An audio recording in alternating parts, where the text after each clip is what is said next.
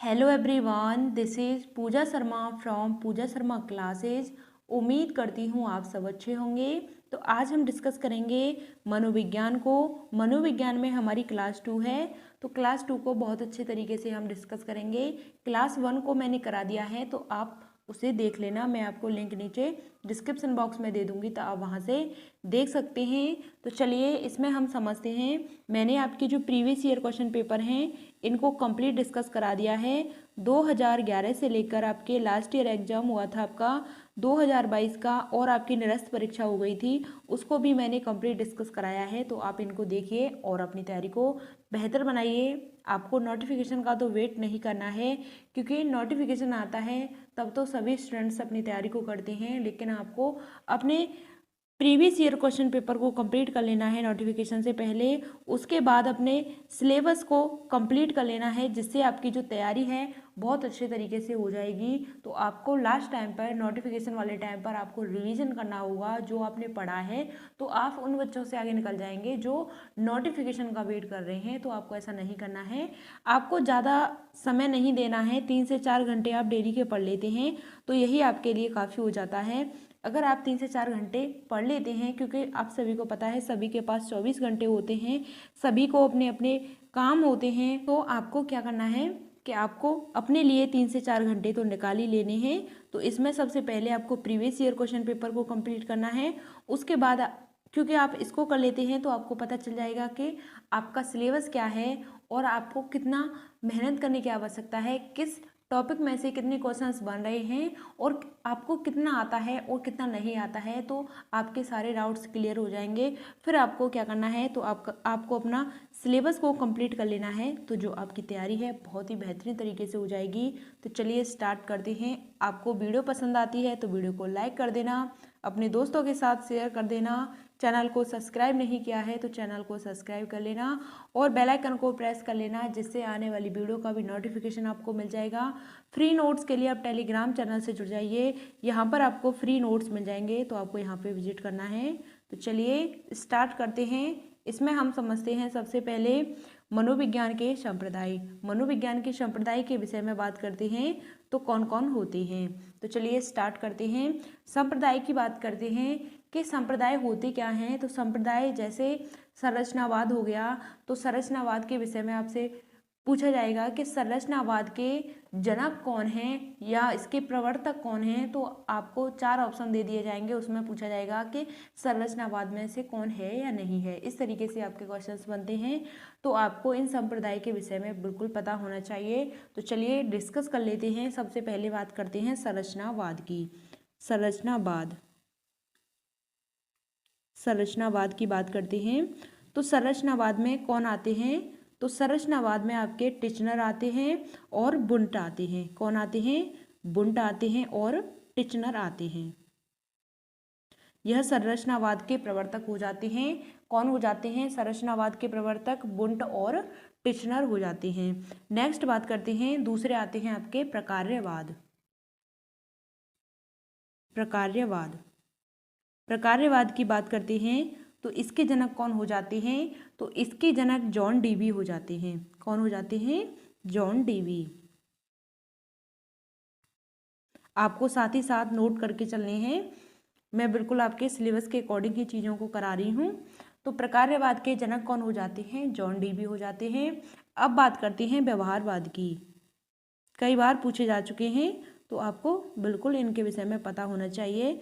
तो व्यवहारवाद के जनक कौन हो जाते हैं। तो व्यवहारवाद के जनक हो जाते हैं आपके वॉटसन और पावलव। वॉटसन और पावलव व्यवहारवाद के जनक हो जाते हैं। यहाँ तक बात क्लियर। अब नेक्स्ट बात करते हैं समग्रवाद की। समग्रवाद के कौन हो जाते हैं। समग्रवाद के प्रवर्तक कौन हो जाते हैं। तो इसमें वर्दीमर आ जाते हैं आपके। वर्दीमर आ जाते हैं और आपके कोहलर आते हैं। कोहलर ने किस पर प्रयोग किया था। तो कोहलर ने चिंपैंजी पर किया था और पावलव ने कुत्ते पर प्रयोग किया था। और इसमें कोफा आते हैं। अब बात करते हैं मनोविश्लेषणवाद की।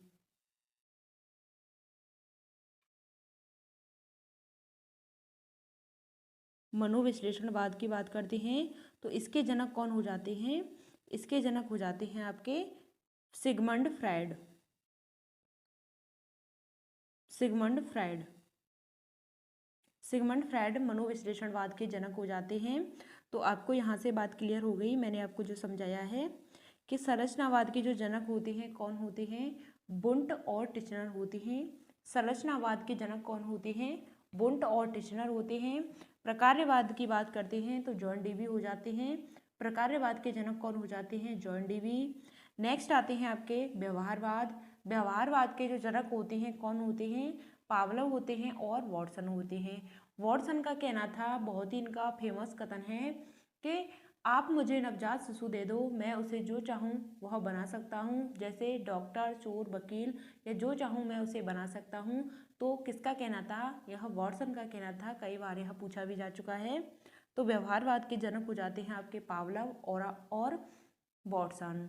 नेक्स्ट आते हैं आपके समग्रवाद। समग्रवाद के जनक कौन हो जाते हैं? वर्दीमर, कोहलर और कोफा। समग्रवाद के जनक कौन होते हैं? तो वर्दीमर होते हैं, कोहलर होते हैं और कोफा होते हैं। यहाँ तक बात क्लियर। नेक्स्ट आते हैं आपके मनोविश्लेषणवाद। मनोविश्लेषणवाद के जनक हो जाते हैं आपके सिगमंड फ्रायड। कौन हो जाते हैं मनोविश्लेषणवाद के जनक? Sigmund Freud. कई बार पूछे जा चुके हैं, तो आपको इनके विषय में पता होना चाहिए। तो चलिए अब बात करते हैं विकास की। प्रिंसिपल ऑफ डेवलपमेंट के विषय में बात करते हैं। तो यह होती क्या हैं? तो प्रिंसिपल ऑफ डेवलपमेंट होते हैं, यानी कि जो बच्चे का विकास होता है वह जन्म से लेकर कब्र तक चलता है। जब बच्चे का जन्म होता है तो वहाँ से लेकर कब्र तक जाता है, उसकी मृत्यु तक जाता है, यही आपका क्या हो जाता है? विकास हो जाता है। लेकिन जो वृद्धि होती है वह एक समय के बाद रुक जाती है। लेकिन विकास है वह रुकता नहीं है, सतत चलने वाली प्रक्रिया होती है। तो चलिए इसमें समझते हैं। सबसे पहला पॉइंट आ जाता है आपका विकास कैसे होता है। तो विकास आपकी कंटिन्यूस चलने वाली प्रक्रिया है, सतत चलने वाली प्रक्रिया है। यहाँ तक बात क्लियर। और विकास किस तरीके से चलता है? तो ऑर्डरली चलता है, यानी कि क्रमिक चलता है। विकास क्रमिक चलता है। थर्ड बात करते हैं विकास के विषय में कि विकास है, विकास की जो दर है वह कैसी होती है? भिन्न होती है। पर्सन टू पर्सन जो विकास की दर है वह कैसी होती है? भिन्न होती है।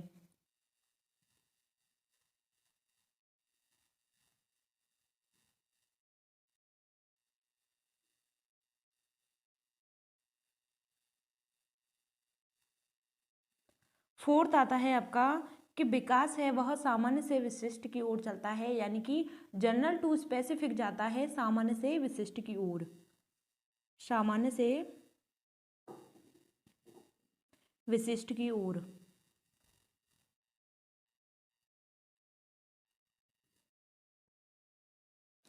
5 नंबर पर आता है आपका विकास और किस तरीके से चलता है। तो डेवलपमेंट हेरिडिटी इनटू एनवायरनमेंट का हिस्सा होता है, यानी कि विकास है वंशानुक्रम और एनवायरनमेंट का एक हिस्सा होता है। 6 नंबर पर आता है आपका कि विकास कैसा होता है। विकास एक निरंतर चलने वाली प्रक्रिया है। निरंतर चलने वाली प्रक्रिया है।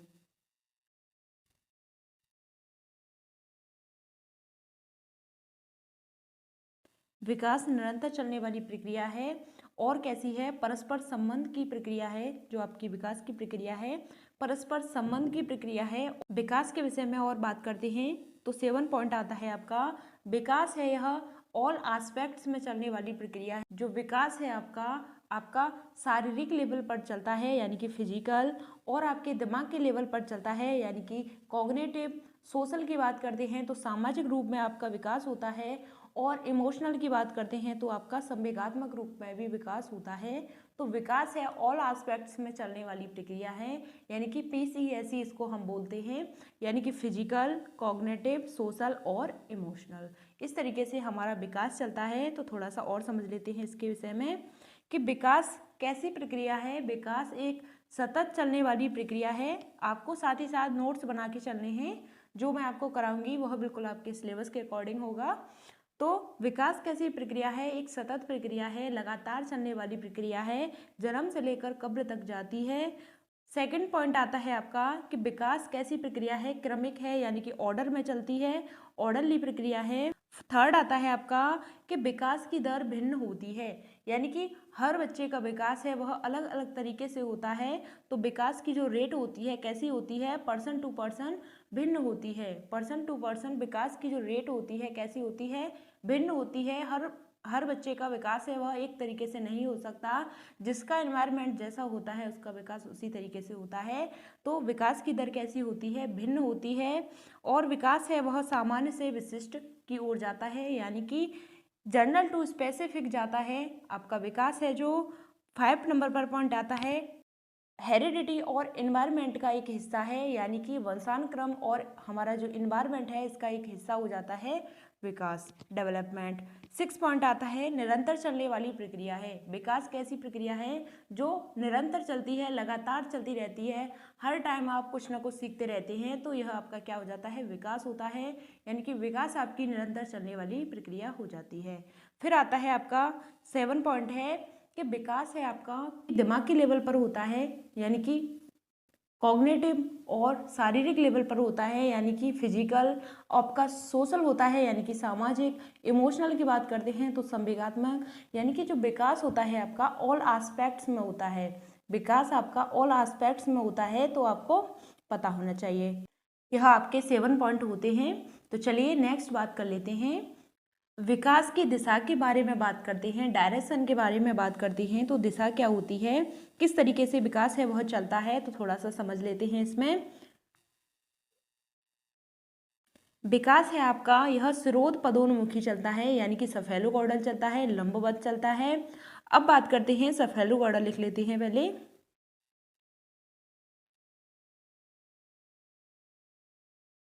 सफेलोकॉर्डल यानी कि स्रोत पदोन्मुखी, क्या बोलते हैं इसको, इसको बोलते हैं स्रोत पदोन्मुखी, स्रोत पदोन्मुखी बोलते हैं। फिर आपका आता है प्रोक्सिमो डिस्टल,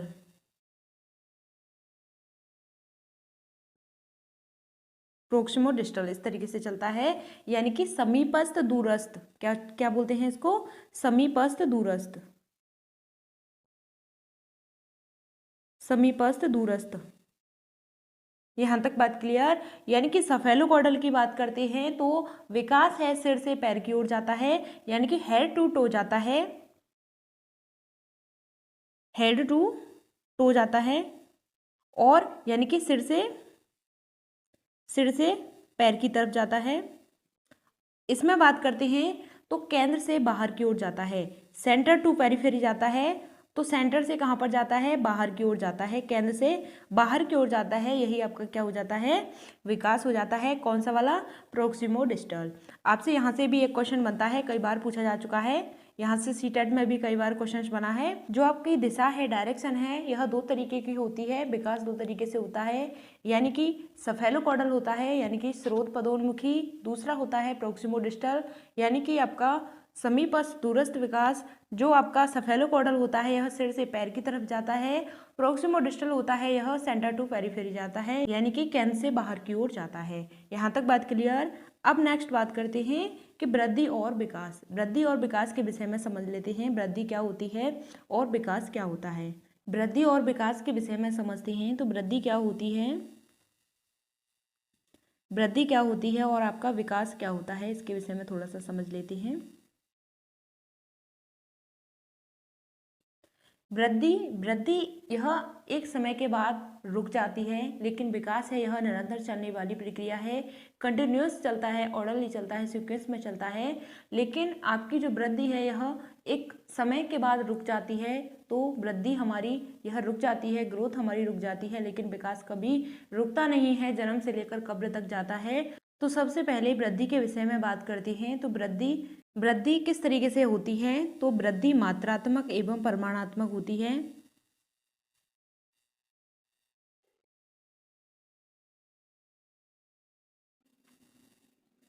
परिमाणात्मक होती है।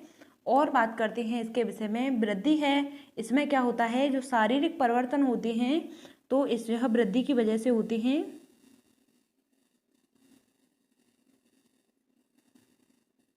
शारीरिक परिवर्तन होते हैं, वृद्धि के कारण होते हैं। और बात करते हैं वृद्धि का जो मापन किया जा सकता है वह किससे किया जा सकता है, तो वृद्धि कैसी होती है, यह संकुचित होती है। कैसी होती है, संकुचित होती है, संकुचित होती है, ब्रॉड नहीं होती है। फोर्थ बात करते हैं जो वृद्धि होती है यह क्या होती है, संरचनात्मक, इसमें परिवर्तन शामिल होते हैं और यह एक समय के बाद क्या होती है, रुक जाती है। यह एक समय के बाद रुक जाती है।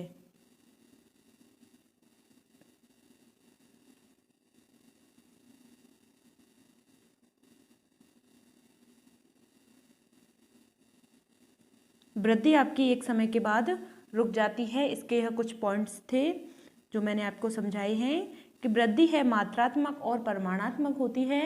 वृद्धि शारीरिक, वृद्धि से क्या होता है, जो शारीरिक परिवर्तन होते हैं वह होते हैं। वृद्धि संकुचित होती है और वृद्धि एक समय के बाद रुक जाती है। यहाँ तक बात क्लियर। चलिए अब समझ लेते हैं विकास के विषय में। विकास के विषय में समझते हैं डेवलपमेंट क्या होता है। तो विकास कैसी प्रक्रिया है, यह लगातार चलने वाली प्रक्रिया है, निरंतर चलने वाली प्रक्रिया है। तो वृद्धि हमने समझी थी मात्रात्मक और परिमाणात्मक होती है, लेकिन जो विकास होता है, डेवलपमेंट होता है, यह परिमाणात्मक के साथ साथ क्या होता है, यह गुणात्मक, इसमें परिवर्तन होते हैं।